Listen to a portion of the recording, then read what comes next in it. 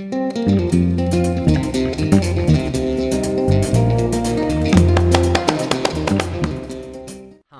I'm Andrew Thorpe from Mojo Your Business, helping leaders and organisations to communicate better through stories. Now, I'm a regular consumer of TED Talks, and when I watched a wonderful talk from TED New York recently by Tania Luna, I really wanted to find out more. With her sister, Tania founded a company called Surprise Industries, dedicated to providing surprise experiences. With a background in psychology, Tania helps individuals and corporate teams to thrive and bond in uncertain circumstances. In this multi-part interview, she explains how she came to the United States from her native Ukraine following the Chernobyl disaster. She talks about the experience of speaking at TED and how she found a symbolic penny on the floor. And she discusses the principles behind her work as a surpriseologist. Tell me, I want to cover the work that you do, obviously, with Surprise Industries, which I think is a wonderful idea, and we'll come on to that shortly. But I'm very intrigued to know what the experience of speaking at TED was like. I have some experience of this because I've spoken at TEDx twice here in the UK, which is a great thrill to do. But I refer to Big TED, I call it. The slightly bigger stage. So tell me a little bit about how that came about, how you were approached. I don't know if I can answer that because I didn't speak at Big TED. I spoke at what's called the TED New York Salon. So it was a small New York event orchestrated by Big TED. Okay. So Okay. Big TED There are many different variations of TED, aren't there? Yeah, there are. I mean, I've gone to the TED Active conference, which is the other, it's like medium-sized TED. So I've done small TED and medium TED. I've never done Big TED. But I could tell you about a little bit. I mean, I've gotten to know the organizers well. And I did get to go to TED Active. So whichever is interesting to you, I'm happy to talk about. But they're based in New York, aren't they? Yeah, so Big TED and Medium TED. So TED and TED Active. There's also TED Global, which is organized also by TED proper. So TED and TED Active happen in California. Their headquarters are in New York, although I believe they also have a California office. I'm sorry, I might not have the right information on that, but I do know their New York office. And what's amazing about TED is it's run by a really small team of very cool, laid back, smart, enthusiastic people who completely believe in what they're doing. Yes.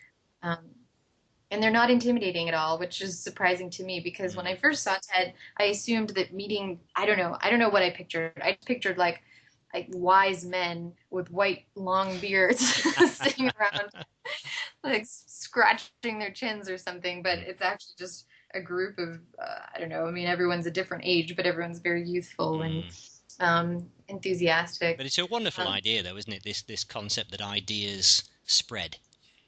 Yeah, I mean, it's amazing the extent to which people seem to really be affected by it. When I got to go to TED Active, which is in California and it's organized by TED, that was the first experience I ever had of getting together with, they call them the TEDsters, seeing the TED community. And what was interesting is that, the talks obviously are a big deal, but the most exciting part for everyone, I think, weren't the talks, but the conversations that happen after the talks. Yes. So the venues that they have these campfire things, and so everyone stands around a fire, and I mean, it's very intense. The conference is basically a week long, and you're pouring information into your brain the entire day, and then when you're done at 7 p.m. you go to dinner, and then when you're done with dinner, then you go start these conversations. And so your day is basically 8 a.m. to 3 a.m. Yes. every day. And what's most exciting, I think, is meeting these people who are just, nobody starts the conversation with what do you do, or or what, commenting on the weather or asking where you're from. You just dive straight into some fascinating idea. Yes. Something that you've heard, presumably. Sometimes or maybe something you've brought with you. One nice thing I think that TED does is they do a good job with the badges that people wear. And under the badge, it actually says, what are some things you're passionate about, or what are things you want to talk about. And so you can just come up to a person, look at their badge, and say, "Oh, what about education are you Mm, passionate about?" Or "What is your biggest idea?" Or sometimes people say, "What have you been thinking about lately?" yes. And so you're toasting marshmallows or swimming in a pool with someone that you've just met, and meanwhile talking about, your passion for space exploration or something like Yeah. that. So, Yeah, I do it in my spare time. yeah, yeah, exactly. But I think that's the most amazing thing about TED is that it creates this norm, a culture of really being authentic about what you're passionate about, Yes. and just unabashedly nerdy, and the cool people are the ones that are the nerdiest people. and Yeah. Yeah. um, and you get to be yourself while being really excited about some completely unrelated thing that someone else Mm, is doing, and mm. I think that's their biggest accomplishment. And on a related point with that, I work a lot in the field of presenting and public speaking as a storyteller and applying storytelling in business. And a lot of people come to me and they say, "Can you make me polished?" Hmm. And I sometimes think, well, hang on a minute. You sure you want to be polished? Isn't Yeah. it better to be authentic? Isn't it better to find, the real true message that you want to get across to people and put some of yourself into it so Yes. that it comes across as real and genuine? I So I often think that people want the wrong thing in many respects. I think you're 150% right, and that the TED organizers, the curators, say the same exact thing. They don't Mm, actually want polished at all. They don't like polished. mm, They do suggest that you memorize your talk and practice it over and over and over and over again until it yes, feels natural. yes, But the biggest effort, the biggest focus they do in their coaching for their speakers when they do provide coaching, mostly two things. It's story, which you like. yes, It's really figuring out what's your story here, mm, what's the thing that people are going to be able to retell. mm, Um, and then they also think about it in terms of authenticity and vulnerability. Who's the real you? yes, If you are completely utterly unpolished and you say and a million times, say it 1,012 times, yeah, or if you pace around the stage, don't train yourself to keep your arms at your side. Actually pace twice as much as you would usually pace. So mm, I think that's also a huge contribution they've made to the world of speaking mm, in shifting away from this, like, here's a presentation I'm going to give you because I'm an expert, into this new form of information sharing, which is basically like, I'm an expert, but for this 3 to 18 minutes, I'm going to let my guard down and just have a conversation with you like a really good friend. yes. Yes, yeah, I love that conversational style of presenting. I wish more people would do that. But I think they often feel that they have to put in some kind of performance that's very slick, that's going to impress people. Well, And I sometimes think, the audience watches it and thinks, well, that was polished, but there's a lack of emotional connection with it. They don't really feel that they've been part of what they've just heard. It hasn't moved them in any way.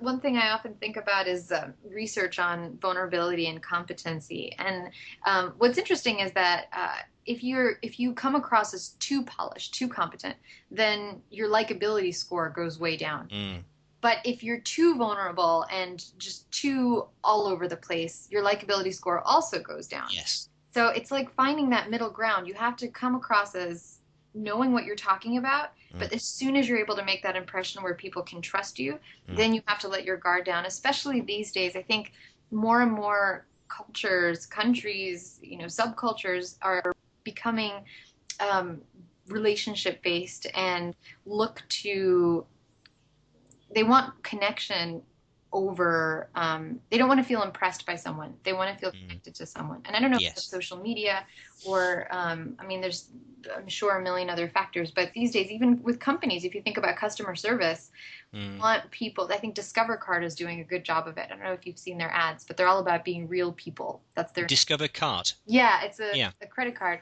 And they've changed their entire branding to basically be like the credit card of the people, and Mm, you call them and they have a conversation with you just like they're a friend of yours. So I think yes. not just speakers but companies are also going more and more in this direction of low power distance, Mm, so educators. I had a phone call from one of the best known banks over here in the UK, and I'll spread their blushes by not mentioning who it was. And it was a customer service call, and they said, "Oh, Mr. Thorpe, I see you spoke to one of our operatives at 3:45 yesterday afternoon." And I thought, "Well, did I?" Oh my I goodness. suppose so, if you say so. And they said, "Yeah, we'd really like to know, how you rated the call and how they handled your query." So I said, "Well, actually, I am happy to answer a few questions because it's kind of in the line that I work in professionally. So yeah, sure, let's go ahead." And they put me through to a machine, which then said, "If you are extremely happy, press one. Happy, press two," and so forth. And I just hung up. Oh, And I couldn't believe that something where they wanted to gauge an interpersonal skill yeah. was sent to machinery. Oh, that is such a perfect example. And just to finish that story off, that I had a phone call a year later, which was very similar. They said, "We'd like you call us the other day, and we wanted to rate the service and so forth." And I said, "Look, I had a phone call 12 months ago like this, and they wouldn't let me speak to anybody. So please, I'm willing to give of my professional expertise and my customer perspective." And they said, "I'm sorry, we can't do it that way." Wow. Yeah. I mean, it makes sense. I think that though that companies to survive in our new world, it's you have no choice but to take a risk and go scriptless. And Mm, you just have to start little by little empowering employees to be able to be themselves and have yeah. a conversation. And I actually think what they wanted a figure. They wanted to say that we've taken so many tens of thousands of responses and the right. satisfaction rate was X. That's what they want. They didn't really want to know what we thought. Yeah. They wanted a good result. Well, that's a tough thing with this, the kind of the soft skills that we're talking about is they're really hard to measure. Mm, How do you measure a great TED talk mm, versus something that's a little bit more, on a scale of 1 to 7, what rating yeah, will you give us? So yeah, of yeah, course it's yeah, a challenge. yeah. Um, I'm just going to pause again, Tanya, just to go into the third